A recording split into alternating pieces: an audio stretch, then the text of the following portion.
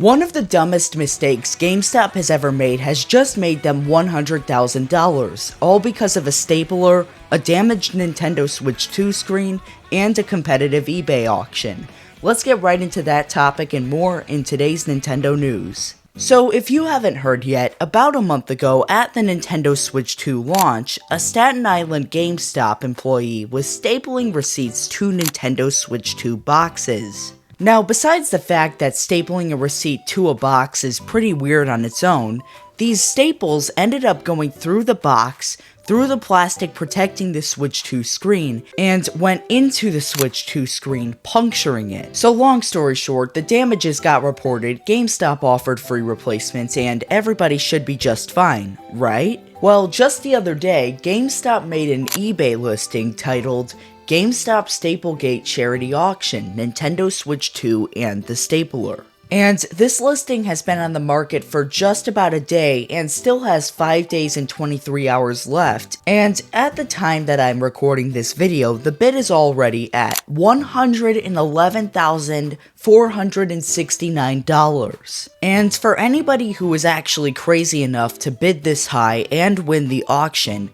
what you get is the black stapler, the first stapled Nintendo Switch 2, at least to be turned into GameStop, the box, and the staple. And just to emphasize how crazy this listing is, I'm gonna read the item description. It says, Item 1, the black stapler. The black stapler used by a GameStop associate who, in a moment of launch night excitement and misjudged enthusiasm, stapled a receipt directly to a customer's new Nintendo Switch 2 box, puncturing both cardboard and screen in one swift motion. Features authentic field use wear throughout and retired immediately from service, the stapler stands as a retail legend born from a half-a-second decision. Item 2, the first stapled Nintendo Switch 2. The Nintendo Switch 2 console with serial number HAW502704-15462 was the recipient of the above-mentioned staple. Refurbished by GameStop Corporation, the screen has been repaired and it is ready to play. It is the first known console to be officially stapled during a product launch by GameStop. Item 3, the box. The original retail packaging from the same console with the staple mark clearly visible. While the box is otherwise intact, the puncture serves as a permanent proof of Staplegate's origin. All original packaging is otherwise intact and included. And finally, Item 4, the staple. Carefully extracted and preserved, this is the actual staple that pierced both box and screen. Bent from impact and removed during the incident investigation, it has been archived in an individual display pouch. This 3/8 of an inch steel wire fastener is now a tiny, twisted piece of GameStop lore. Now, thankfully the proceeds are going to charity, so they're not just GameStop being greedy, but this is like one of the craziest things that I've seen from GameStop. I mean, you even have a signature from GameStop CEO Ryan Cohen. So if any of you guys happen to have over $100,000 plus sitting around and you want to engage in a long bidding war with other people who apparently have no bills to pay, the link to this listing is in the description. And hey, you even get free shipping. Moving on to our next piece of Nintendo news. I hope you hate saving money because Nintendo is now discontinuing the Nintendo Switch game vouchers. These game vouchers were available for a good few years, I believe, and you were able to use them on select Nintendo games. You had to be a Switch Online member, but you could get 2 in a pack for $100 and save around $20 by getting 2 $60 games for $50 each. But Nintendo tweeted out today that, quote, Nintendo Switch game vouchers can be purchased through January 30th, 2026 at 11:59 p.m. Pacific Time. Active Nintendo Switch Online members can redeem game vouchers within 12 months of the purchase date. And it really seems like Nintendo is trying to kill off their Nintendo Switch game benefits. They killed off gold points earlier this year, and now we have game vouchers that are just going to be gone at the beginning of next year. Now, I personally have always purchased physical for my first-party Nintendo games, and those games are basically the only ones that you can use these game vouchers on, so I really have never bought any of these.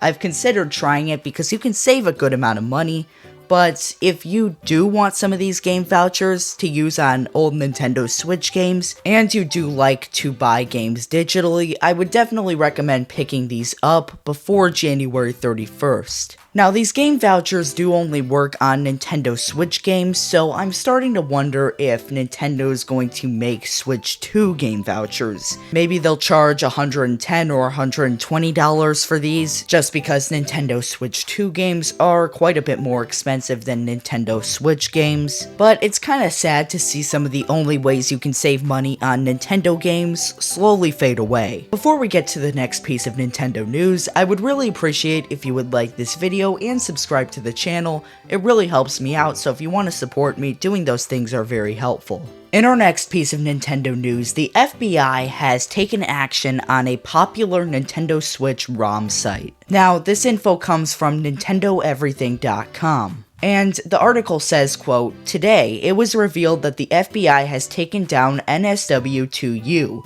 a website connected with piracy on Nintendo Switch.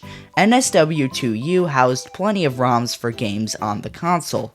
If you had a hacked Nintendo Switch, or a working PC emulator, some could download content from the site and play those titles without legally purchasing them." The article then goes on to the FBI's justification for this and the legality of it, but if you go to the website, it is indeed banned.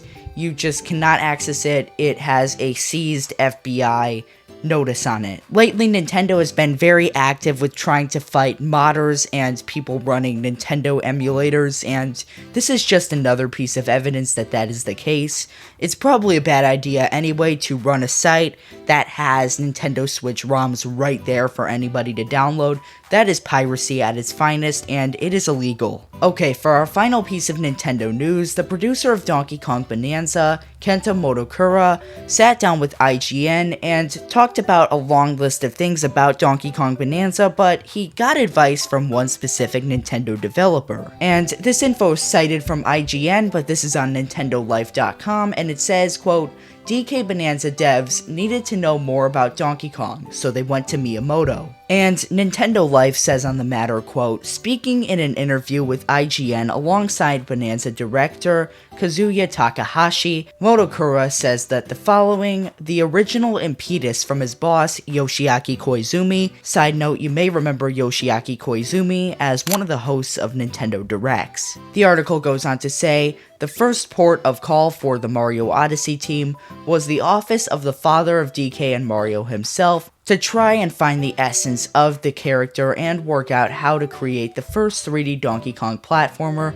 since 1999's Donkey Kong 64. And IGN is cited here saying, quote, "Mr. Miyamoto has experience not only working on the Donkey Kong games that he was directly responsible for, but also working alongside Rare on the Donkey Kong games that they created.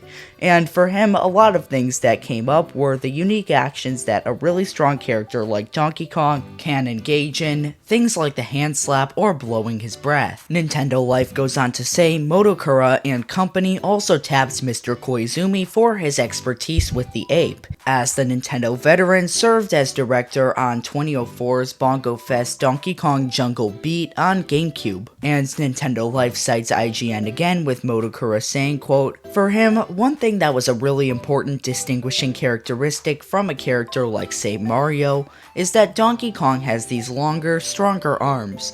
So we took all these distinctive features of Donkey Kong as a character and tried to think about how we could bring them to play in a new game."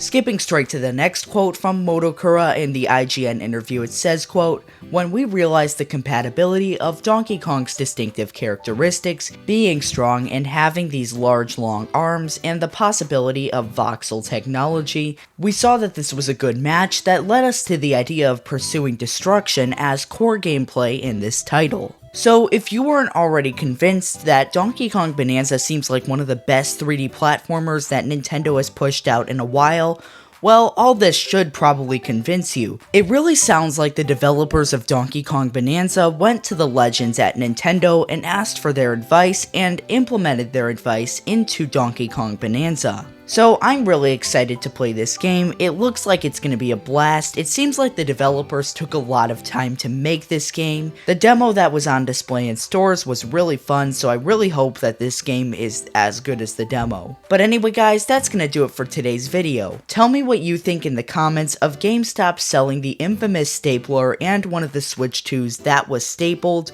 on eBay of all places. Again, I would really appreciate if you would like this video and subscribe to the channel. It really helps out. But anyway, thanks for watching and have a great day.